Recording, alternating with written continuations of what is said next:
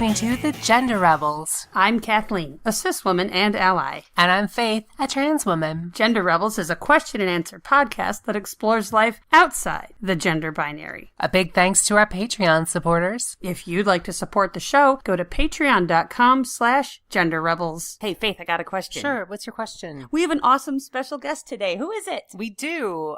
Everyone, we have an amazing guest with us today. Author, activist, and just all-around awesome person, Katie Rain-Hill. Katie, thank you so much for being on our show. Absolutely. Thank you so much for having me. Welcome. It's so great to have you. We really appreciate you joining us. Yeah, absolutely. I've been looking forward to it all week. So awesome. So we know that a lot of our listeners are fans and know your work, but for those of them who don't, weirdos, first of all, but second of all, can you give yourself a little self-introduction?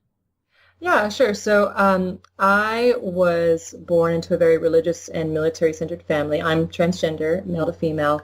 And so growing up in a very military and religious-centered family, especially in the state of Oklahoma, of course, I've had a lot of tribulations growing up and having to deal with growing up in the middle of Oklahoma, middle of a Mormon center, with my mom being Southern Baptist, my dad spending 27 years in the military. Yikes. So I eventually became the very first open trans person to ever graduate from a high school, or I believe a college, from Oklahoma and the surrounding states. Wow. So from there, I picked up and gained kind of local attention, and then to national, to international attention. And I got to do some great things. I got to write a book about my experiences between birth and around 18. I got to model for the Barney Spring campaign of 2014. I've been featured on several different newspapers and magazines and television shows throughout the entire world. Wow. So it's been a fun ride. Yeah. Totally. And we love Rethinking Normal. We love Katie's book. All of the listeners. We read that. We picked that up. You picked it up. I didn't even know it was a transgender book, but I saw it was, and I was like, oh my God, and I read it, and we loved it. It's funny. It's great. So the link is down below. Listeners, buy it. Funny, heartbreaking, and for someone like me, trans girl, grew up in, again, a military family in the South, and religious. Very, I could easily relate to it. I think a lot resonated with Faith. So yes, awesome. That's good to hear. So everyone should check out the book. We're not going to rehash the book here, but they should all listen to it. Or read it. I listen to so many books, I forget people use their eyes sometimes. There's actually paper books now. They make them out of paper. It's a big deal, yeah. It's a new invention. But one of the things that is in the book that was really interesting is you describe attending an LGBT conference. And this conference sort of went off the rails because of a protest about a lack of recycling bins, which is not great, but keep your focus, folks. This is actually a pretty common criticism of the left, that we, trying to change the world and make it a better place, can still find ourselves infighting over different priorities, and that really locks up our ability to accomplish anything. And you're an activist, you've been in the field since you were a teenager. What do you think? What's a way we can just unblock this logjam?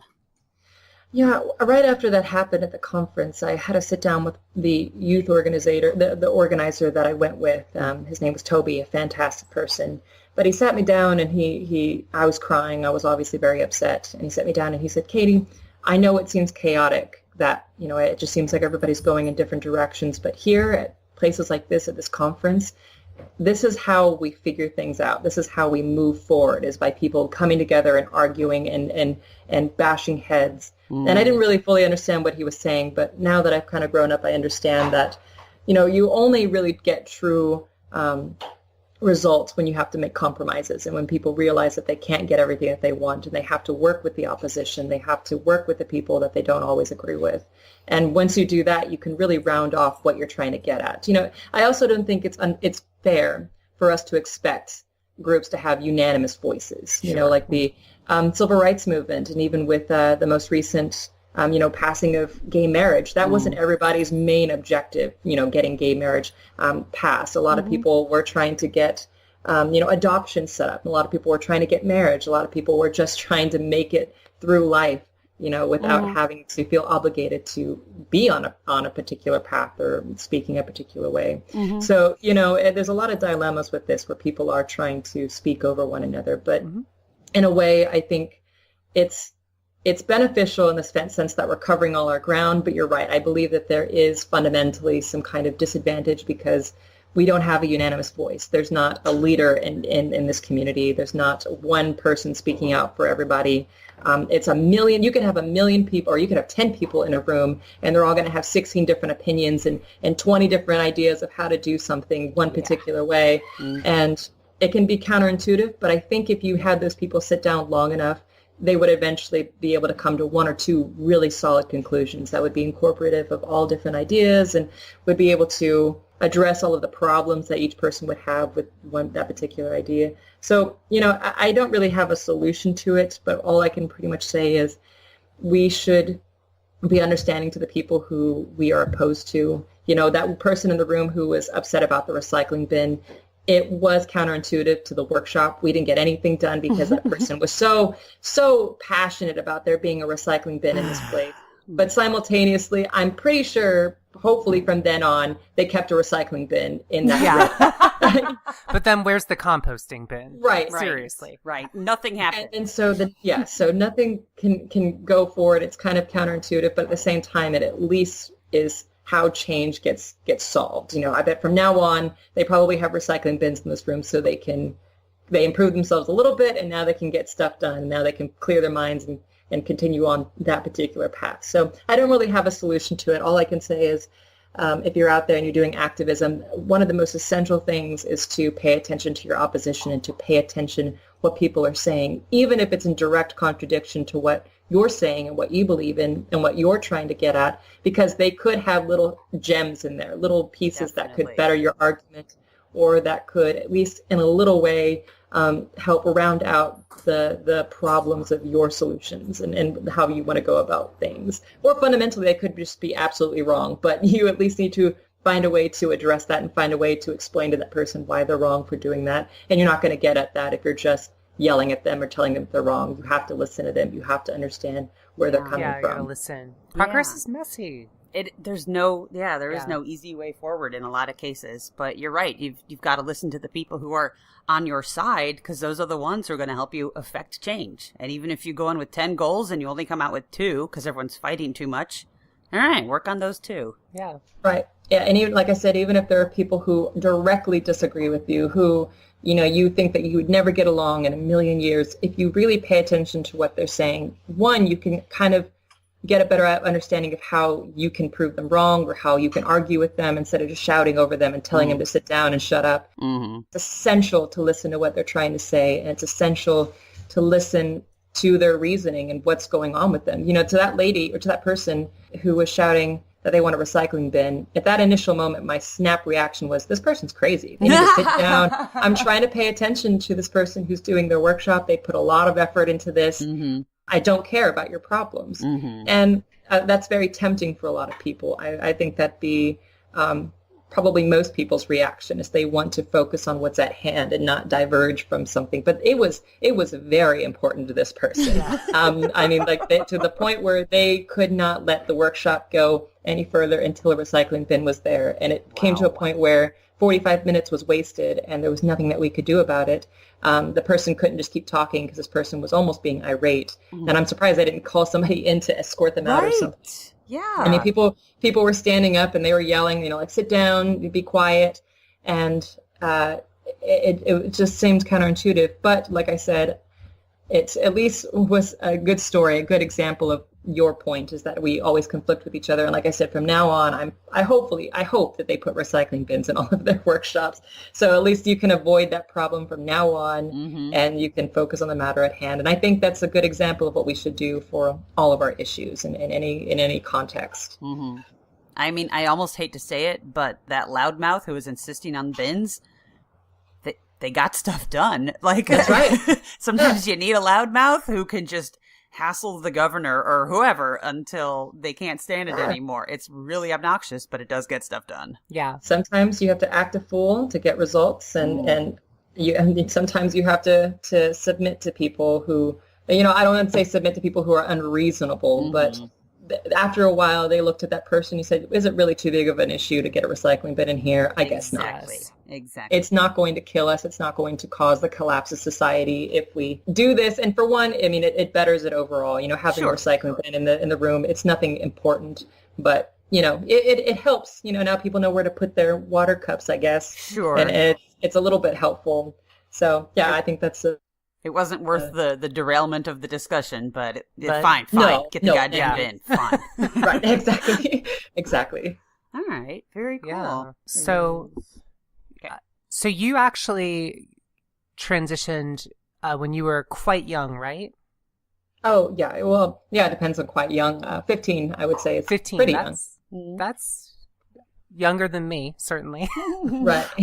So that's a really good question, because I feel like in a lot of cases, especially for trans women, there's this idea that the younger you transition, the better off you're going to be. And I think in a lot of cases that's true. Some people transition all throughout their lives. But do you ever think that, is there a situation where maybe you think people are too young to transition? Or would you say when people know, they kind of know? What's your kind of thoughts on transitioning even younger than you did? Yeah, transitioning for young kids, I think, is very complicated. I think it's important for listeners to understand that, gender identity, gender politics is a very complicated matter. People go to college for 8 years and they still don't fully understand all of it. I've been doing activism for over 8 years, almost 8 years, yeah. And I still don't get everything. I still get it all wrong sometimes. So it is complicated to understand. But for trans kids, what I think is important to understand is, again, I understand the reservations that people might have with trans kids or kids transitioning. For one, you have the social aspect of it. I don't believe there's any harm in allowing a child to express themselves socially, to dress up in their preferred gender, to cut their hair or to grow it out, to grow their nails. The only thing that I can see that people would have reservations of that is, people who are more conservative would use that as an excuse, like, oh, you're allowing that child to exhibit those gender norms, so it's influencing them. They think they have to be a girl now, or they have to be a boy, which I don't think is correct. But the thing is, it's ridiculous. Right. But the thing is that, there's very little, if not any, research into this. So it's really hard to convince people in the opposition that this is valid without hard evidence or without hard research. And we just don't have that. But, on the terms of biology, HRT, I think it gets a little bit more complicated and nuanced. With puberty blockers, it's generally reversible. It's not a synthetic hormone in any way. All it does is delay the onset of puberty. And I believe most endocrine doctors won't even allow, most of them won't feel comfortable giving a child puberty blockers until about Tanner stage 2, which is just at the very precipice of the onset of puberty. Okay. Because at that point, I have a problem with really young children getting on HRT and transitioning, because I went through the standards of care under WPATH when I transitioned. I had to go see a therapist for several years. I had to get cleared by a few doctors. They did rigorous testing. They wanted to make sure that my hormones were okay and what levels were they. Was I intersex? I had to go through many loops before I was even allowed to go on hormones or to start really transitioning. And looking back on it, back then I was really upset about it because I wanted it now. I wanted to transition extremely fast. I wanted to get that ball rolling. But now that I'm older, I'm really appreciative of it, because they made sure that it's absolutely what I wanted to do or what I needed to do.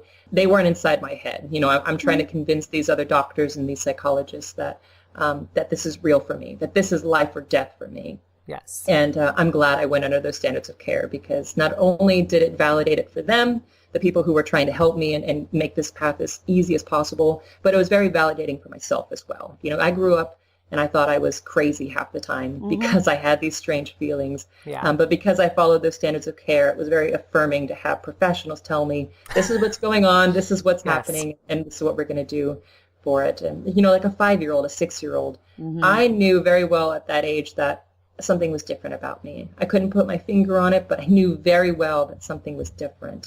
And when I look at a 5 or 6-year-old who says they're trans, I have to believe them, because I don't want to take the chance of them going through the suffering that I did at that age. But I do think there has to be caution and reservations, because, gender is fluid. Gender can change throughout life. Gender can be, pretty free-flowing into some individuals. And I just wanted to make sure, absolutely sure, that the children who want to transition, that's absolutely what they want to do, what they need to do in order to be happy. Because you don't want to take the risk of them going on HRT and possibly becoming sterile, or possibly, there have been more recent studies explaining how hormone replacement therapy can mess up activin and inhibin, which has to do cell separation and the program cell dying. I think it's apoptosis.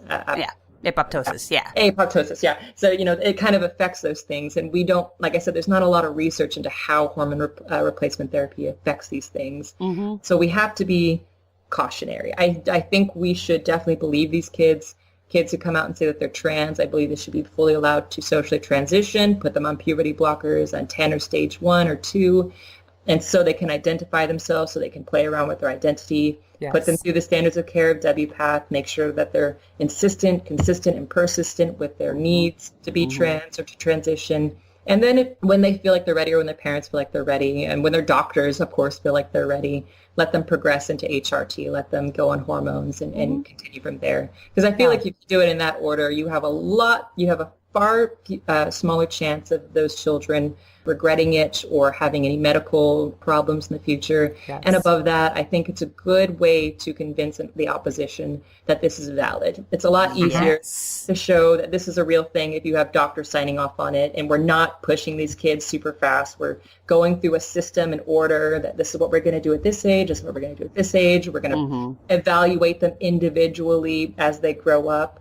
And if at any sign that this is not a real thing, that they want to regress, that they don't want to do this anymore, it can be reversed up to a certain point when they are mentally able to make those decisions. So I believe it's kind of following the standards of care at WPATH, I believe, is essential, and that's where I stand with that. I've had a lot of people argue with me that it's not the best way to do it, but that's just my opinion on the matter. That's great. Yeah, that there's a process that we follow. I mean, there is, and I think we often have a conversation in the community about gatekeepers, but I think sometimes, like you say, gatekeeping can actually be a valuable tool. Sometimes it can stop people from, what they need with adults, but I think for younger people, it can be a valuable tool to make sure. Yeah, that's a good point that you bring up about gatekeeping, because in recent times we've come to realize that being trans is not the same for all people, of course. So there's some people who don't need to medically transition, and there's some people who are totally okay with just socially transitioning. There are people who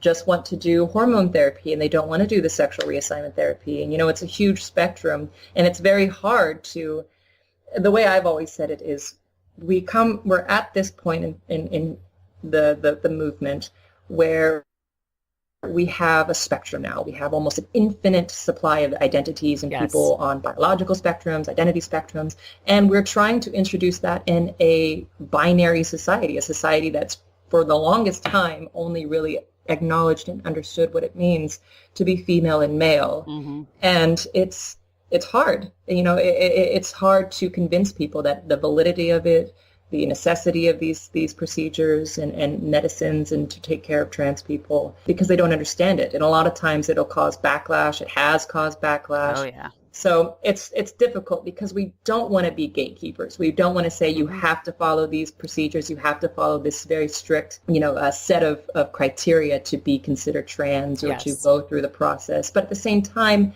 it's difficult to keep it fluid, and at the same time to get it passed into law, to get protections into law, to get the opposition on board to understand it. So we have to we have to talk with each other. We have to get in rooms and debate about this and come up with better solutions to kind of incorporate these things, make compromises, make understand, because we don't want to be on either side of the extremes. We don't want to gatekeep to the extreme level, and we don't want to be completely free-flowing, because it's not going to get us anywhere. It's not going to solve all the problems that we want. So I think that's a very point to make out about gatekeeping, that we don't want to be the people deciding who can and cannot be trans and who can transition, but we do have to find a compromise and a middle ground with people. Well, it's like you said about social transition, something like that. We're just letting kids be kind of kids. Right, exactly. That doesn't mean you necessarily have to absolutely, immediately get on hormones, but just having the ability to let kids kind of break out of that experiment. Right. Exactly. Always reversible. If you have a kid who says, oh, I want to play with this toy, this Barbie doll today, and then the next day they say, oh, no, I like planes and I like action figures better. You go, fine, have fun. It doesn't say anything about you now. When I was a kid, when I was 3 or 4, I played with everything, and no one thought anything of it. And for some reason, once you hit 6 or 7, it suddenly is a catastrophe if you pick up a Barbie doll. It just doesn't make any sense. My mom actually gave me a dress when I was 3 because I really wanted one. How lucky are you? And then, you hit 5. I remember being about 5, and suddenly it was like, no, this is no longer acceptable. You can't play with the dress anymore. No. You can't wear that. No, and I would be outside playing with the trucks in the dirt. In your dress. Right, yeah, and there's nothing of it. You don't think anything of it. It's just like, that kids are kids at that age. It's no big deal. But an arbitrary age, for some reason, it just gets cut off at one point, and then it's a big deal all of a sudden. And it never made any sense to me why we can do it for so many years and let people experiment with themselves and their identities, but at a certain arbitrary point, it's, there's no way you have to be this way now. You have to completely 180, or you have to completely stop expressing yourself in this way.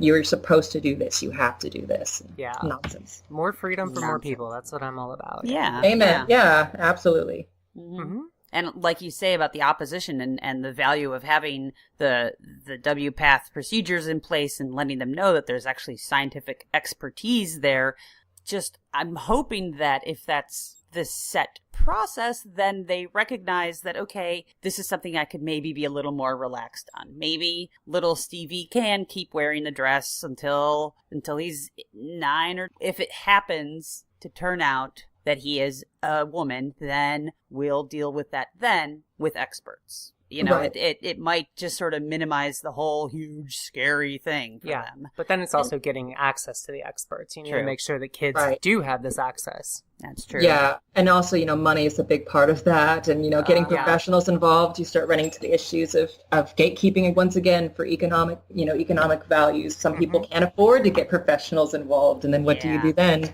And like I said, it's not perfect. That's why it's not perfect. WPATH's not perfect. The procedures aren't perfect. Nothing that we are really trying to do is perfect, but we have to.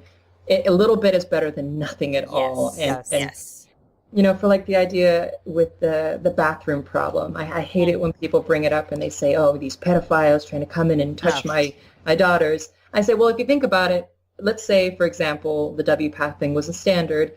They would have to jump through a whole hell of a lot of loops to convince medical doctors and psychology, professionals and family members, and just to go into the bathroom to touch your children. That's a whole lot of loops to jump. But again, that's gatekeeping in a lot of ways, because some people can't afford those professionals. Some people can't do this. Some people don't want to do hormone replacement therapy. So what do you do? There's no real answer right now. And I think that's what's important for people to acknowledge to themselves, is that the answers that we're coming up with can solve a little bit of the issues, but overall they're going to just keep running into problems. So we need to talk to each other. Going back to your first question, we need to argue, we need to have problems, we need to talk to the opposition to come up with solutions that will be compromising and that will be a better solution than what we're doing now. Because what we're doing now in a lot of ways isn't really helping. It just doesn't work. Yeah. Doesn't work. It doesn't really work. As quixotic as it might be to say, it's as easy for, let's say, a 6-year-old kid to say that they're trans and to put them on HRT. It's nuanced. It's a lot more complicated than that. There's not a lot of research into it. We don't know how that'll affect people in the long term. We don't know how they're going to be affected. We don't have. It's hard to bring people on board, and for a movement like this, whether it's the gay rights movement, the civil rights movement, you have to bring people on board. You have to educate them. You have to get them to understand that this is valid, that being trans is not a fad. It's not something that's fleeting. It's here and it's real and it's going to stay. Only by doing that are you really going to make change and make things better for all people. Yes. Yeah. But Katie, it's so hard. I know. It's miserable at times, and it's not fair a lot of times. But I mean, like you said, progress is not easy and it's not painless. It takes a lot of blood, sweat, and tears, and it's not fast at all. If you go too fast, you run into problems of backlash and riots and God knows what else. So what's what's the best way for someone like our listeners, to use their energy? Because we all have limited energy to kind of help in this fight and to help kind of make progress happen. What's sort of the best way? How do you yourself approach that? For me personally, kind of, again, for the first question, go with what you're passionate about. Go with what you feel is right to fight for. I mean, don't feel obligated to say, oh, everybody's fighting for this one particular thing, so I must too. When I first came out, I wanted to do everything. I wanted to fight on all fronts, and it was exhausting, and it really was. And I realized it was a losing fight for me doing that. I wasn't dedicating my energy to one particular thing, so it was just, I wasn't doing my best. I wasn't actually being the best person or best activist I could be. So for me, I do very small things now. I have a job, I have a career I'm working on, I go to school, I'm trying to have my family, my life. So whenever I can, I do things like this. I just go on and educate people or give them my opinion. A lot of times I'll just listen to people who completely blatantly disagree with me, come up with ways like, all right, I want to know your reservations about this. What about me or the issues or the movement don't you like? And then I'll sit down, do research, come up with ways to explain to them with reasoning, with facts, how they're wrong. And nice. One of my favorite things to do is just to listen to conservative Republicans just talk on the subject and how they're totally against it. I love it because I'm listening to them, and even though I think they're blatantly wrong, I will find whatever they're using, whatever reasoning, if they're using, to be against me. And I will do as much in my power to learn how to combat those reservations in the future. So if I ever get in a discussion or a debate with somebody, I'll be ready. I'll be able to pull up my knowledge and say, this is why you're wrong, not with feeling or anything, but with your logic and reasoning. And that's why WPATH, follow the standards of care. It's not perfect, but at least it's something to help people get on board with these things. And I research a lot. I read a lot. It's just whatever you can do. I used to be way more included into the activism life, but ever since I graduated college and I've had to get on my career, for me right now, all I do is just read. I listen to people, and I do things like this. I'll write maybe an article or two in magazines or newspapers, just calling for attention, calling for people to be more compassionate with each other, to listen to the opposition, to research themselves. And above all, I don't know what your demographics are for people who listen to your podcast, but if you don't know a trans person, just go out and talk to one, and that'll give you a whole bunch of perspective of what it's like. And I guarantee having a couple conversations with somebody who's actually trans would maybe change your mind on a lot of issues and maybe erase some of those reservations that you might have. And on the other end, if you don't really talk to people who are completely against the movement, it might be a good idea to sit down and talk with them too, and just listen to what they have to say. And even if you think they are absolutely wrong and so full of crap, again, there are gems in every argument, and you can take what they say and better yourself from it and better your activism for it. Wow, that's smart. Wow. It's talking with the opposition. I have a hard time with that because I get emotional, and I know you're absolutely right. They have their logic, they have their reasons, they have their argument and their beliefs, and it's just about finding some sort of common ground or helping them with facts, and they help us with facts. I just hate being in that moment. I'm so bad at it. It does. It's so painful, and that's why it's difficult. I always find most of the world's problems, again, are just a lack of communication. You have, Democrats or Republicans or whatever two sides of an argument are just sitting on one side of an aisle and screaming at the other side about how wrong they are. Yeah. And I am absolutely right, and you are absolutely wrong. And there's gold, there's nuggets of wisdom and reasoning in all sides. Even, usually, I can't say all, but usually there is. And it's just about coming into the middle of the aisle and saying, this is what I think is right. Is this what you're saying is right? Let's work towards finding out what's actually right. We both can't be right. Let's work towards a good solution, proper solution that we both can agree on. And it's very, very hard, but it's essential to making progress and to making things work. You're right. Listening to someone makes them feel validated, whereas just shutting them down with a meme, it's not gonna... not gonna change their mind. Exactly. But listening at least shows that you're willing to engage that person as a equal. Yeah. Yeah. No, you're right. It's just hearing them out, and maybe they'll hear us out, and then that's how it starts. You can't, like you were saying, you can't come to any common ground if you're just screaming at each other. Yeah. Yeah, and I've had plenty of conversations where they're screaming and telling me I'm completely wrong, and you just have to bite your tongue and take what they're saying. Yeah. And try to run with it and say, okay, there's nothing I'm going to say that's going to change your mind. There's nothing I can say that'll even make you try to have a conversation with me. Right. I'm going to take everything that you're saying. I'm going to write it down, and you bet your ass it's going to be on a podcast next time.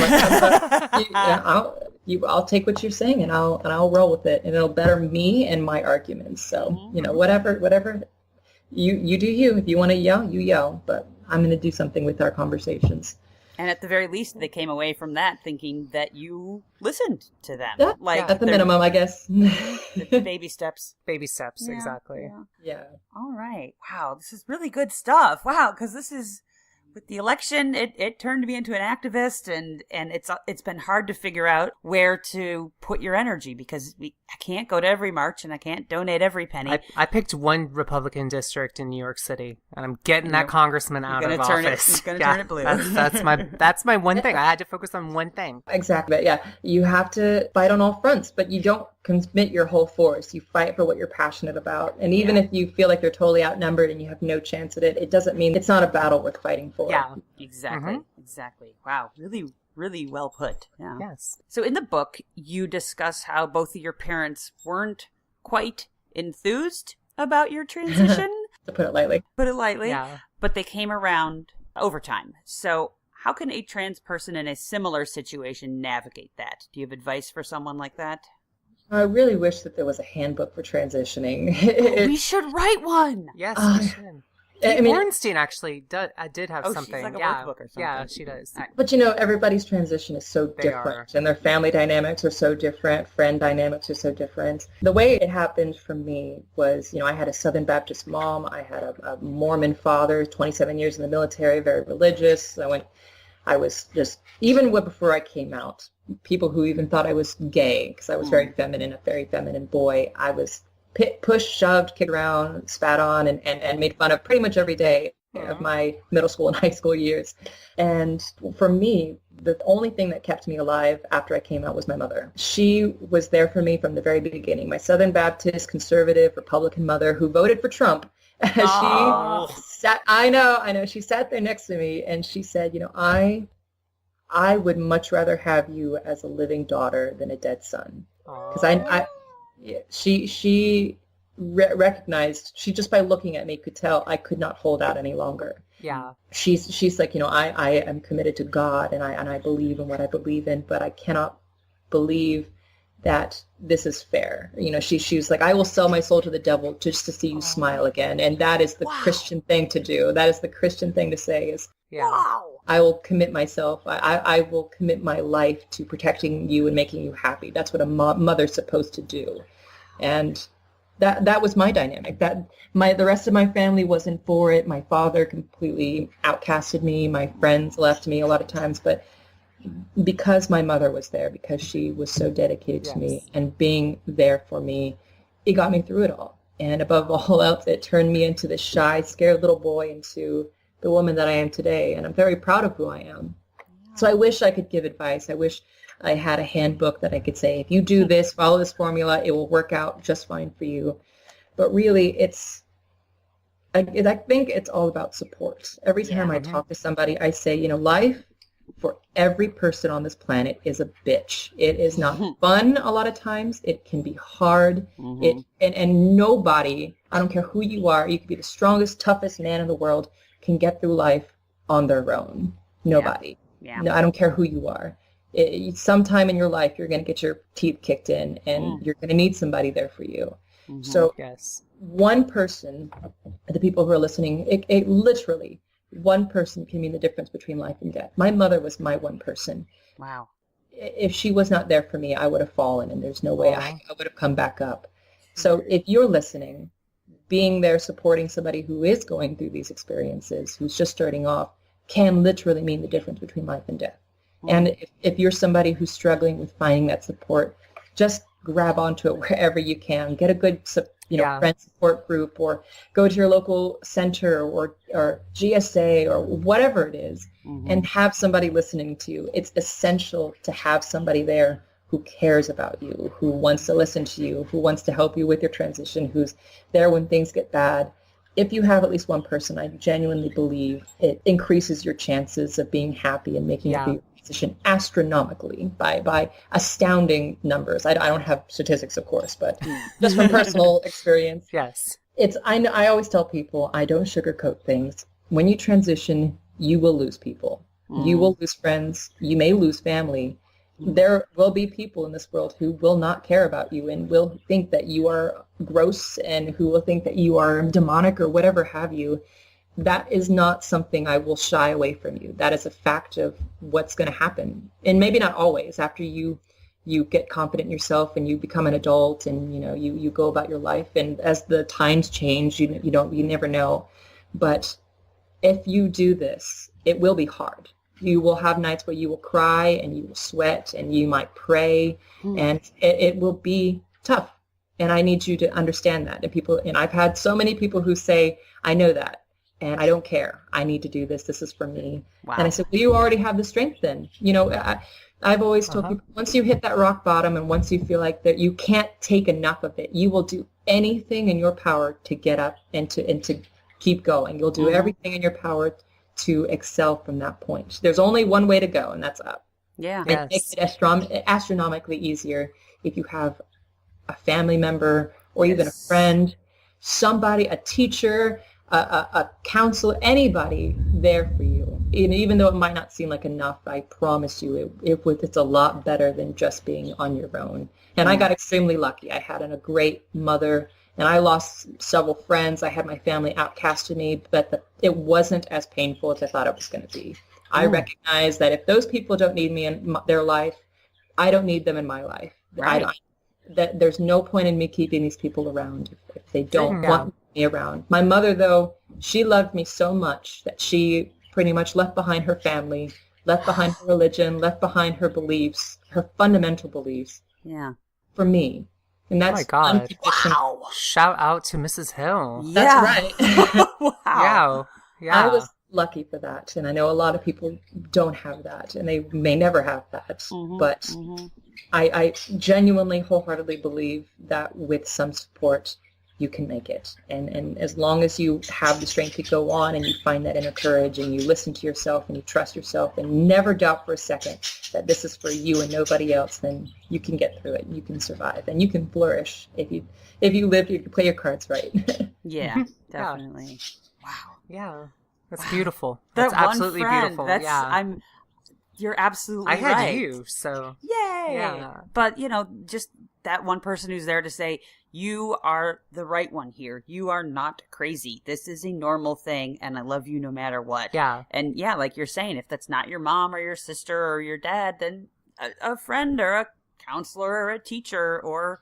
anybody. Yeah, there's people who make best friends online and support each other every day and might not meet in person for years, but that's enough. Or even online support groups. That's a big one. People turn to the internet for it, and it helps. It really does to go on there and have somebody say, again, you're right. You are correct in this. You are not a monster. You're not a freak. You're not ugly. You're not hideous.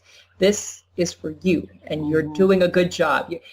Hearing I love you and you're doing a good job and all those affirmating things can just it could just heal depression a lot of times. Yes. It's so therapeutic, and it's essential to getting through those hard times in life, period, but especially transitioning and going through life in this condition and transitioning. Absolutely. Yeah. So, Katie, on a completely unrelated topic, if you could know the absolute and total truth, completely 100% to just one question, what's that question that you would want to know? Oh, I thought about this one. I probably honestly would just get very philosophical and just, is there a God or something like that? Yeah. What is the meaning to life? Because I'm a very complex thinker, very abstract thinker. So there have been plenty a night where I've laid awake at night just thinking about that. It's the exact same thing. I grew up Christian. I grew up very religious, and I've always just liked combating that and reading philosophy. So yeah, probably just the meaning of life, or is there a God? Even just a yes or no answer, I'd say, oh, okay, all right. Yes, just I can yes go to bed. or no. Time to look into some now. stuff. Right, Yes. right. Once I have that answer, I can ponder Then other I can things, figure it out. Yeah. But that one big variable's You're been like, eliminated. no, but one other thing. And you're like, no, you got your one. It does lead to other questions Yes. then, though. Try to ask, if you only get one question about God, the universe, and everything, try to ask an open-ended question. Right. Get a paragraph response. Yeah. Yeah. Well, out of curiosity, and we don't have to go like a ton of detail into it, you say you were raised Christian. Are you still religious or spiritual or nothing? Yeah, I guess spirituals, I hate that word, but yeah, It's spiritual, I guess. wishy-washy. Yeah, it's a little bit vague and wishy-washy. I like philosophy. I like reasoning. I really like logic. And I do not inherently believe that science is inherently anti-religion in any way. I don't believe in any organized religion. I don't believe in I don't necessarily believe that if there is some kind of deity or thing, it is humanist, it's human, or in any way, what's the word I'm looking for? Anthropomorphic. Anthropomorphic, yeah, that's and or has contacted us in any sense of the word. Mm. But I do not inherently believe that there. When I don't mean to go into too much detail, but when I think of DNA replicating itself, or the fact that the universe itself is written in math, and it can be predicted, and we can take a marker on a blackboard and or a whiteboard, and we can explain how things happen in mathematics. I look at that and I say, that's beautiful. That is magnificent. God. Yeah. It's so elegant. Yeah.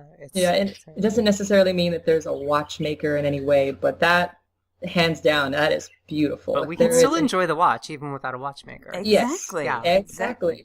Yes. And when reality is so awesome and complex and amazing and ties together so neatly, that could just be whatever. I grew up Southern Baptist evangelical Christian, and I just every time I look into depth in the universe, I remember reading about a thing called quorum sensing with bacteria, and just being so blown away about how amazing that was. And I was like, I just don't see this kind of Old Testament bully God coming up with anything that cool. Right?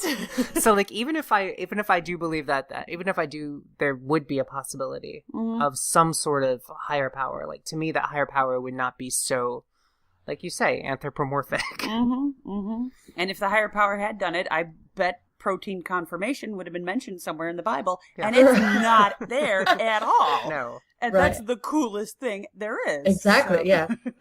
I growing up, since I was raised Christian, I wished pretty much on every shooting star to be, remade into a girl, or to wake up the next day and be a girl, or every birthday wish, or every time I prayed. And I prayed to God every night. Every night. Yeah. And I felt betrayed a lot of times because it never happened. Well, it didn't happen for such a long time, and it didn't happen the way I expected.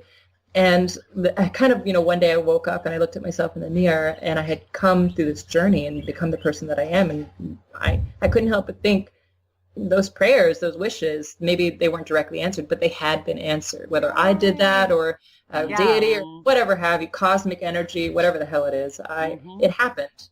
And it didn't happen the way I wanted it to, and it didn't happen as fast as I wanted it to, but it couldn't have happened in a more beautiful and adventure than I could have hoped for. I look back on it and I ask myself, if I could press a button to undo being trans, or to take back my experiences and just be born like a normal person, would I want to?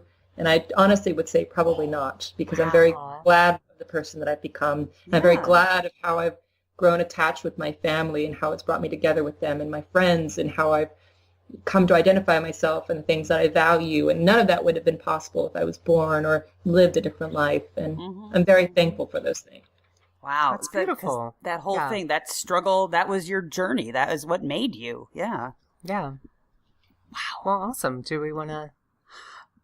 I just want to sit with that for a while. God, Katie, you're really good at this. We are having you back. Oh my God. We would love to have you back anytime you would like. Yeah. Yes. Anytime.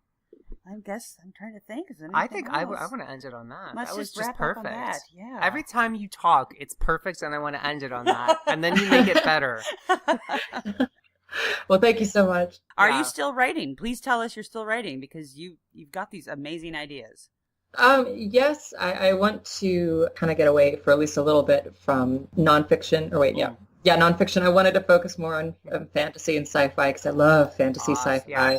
And I have a couple of ideas. I have a book full of ideas, and I'm tinkering with them. They're more for fun. They're more for just exploring my imagination, having fun with it. But eventually, I want to go on and get my master's and my PhD, and then I'll worry about doing the nonfiction stuff again. Sounds good. Yeah.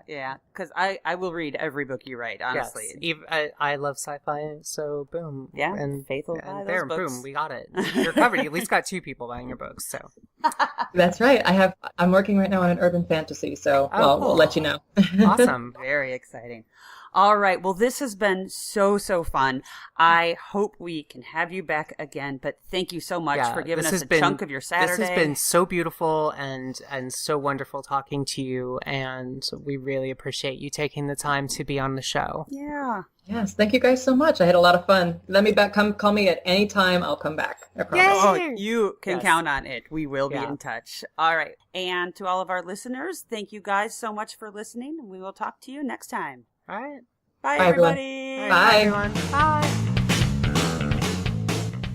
If you've enjoyed this episode and want to help us keep making more great content, go to patreon.com/genderrebels, We have many different levels of support and lots of great rewards. including drinks with the Gender Rebels at Stonewall. Please leave a 5-star review on iTunes. That makes it easier for other people to find us.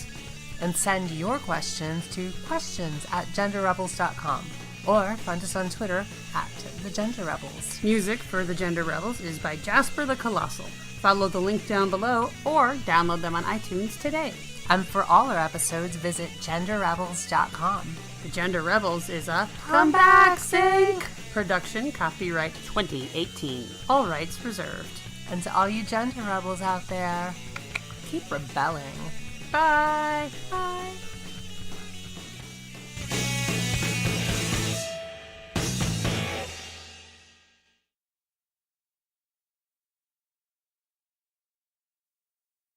Hi, how are you? I'm great. How are you? Hi. I am doing okay. I just got finished staining some pieces of wood, so I'm covered in stain, but I'm okay otherwise. Okay. So you've gone onto this interview very stained, is what you're telling us. Yeah, I'm filthy right now. Okay. All right. That's why So I was curious about a camera or anything. I was like, oh god, I'm going to be covered in... how gross can I be? And Yeah. the answer is super gross. Yeah. And we are actually not particularly at our prettiest right now. We so- are Saturday disgusting. Yes. That's a good way to put it. I'm going to keep that. Oh, yeah. Saturday disgusting.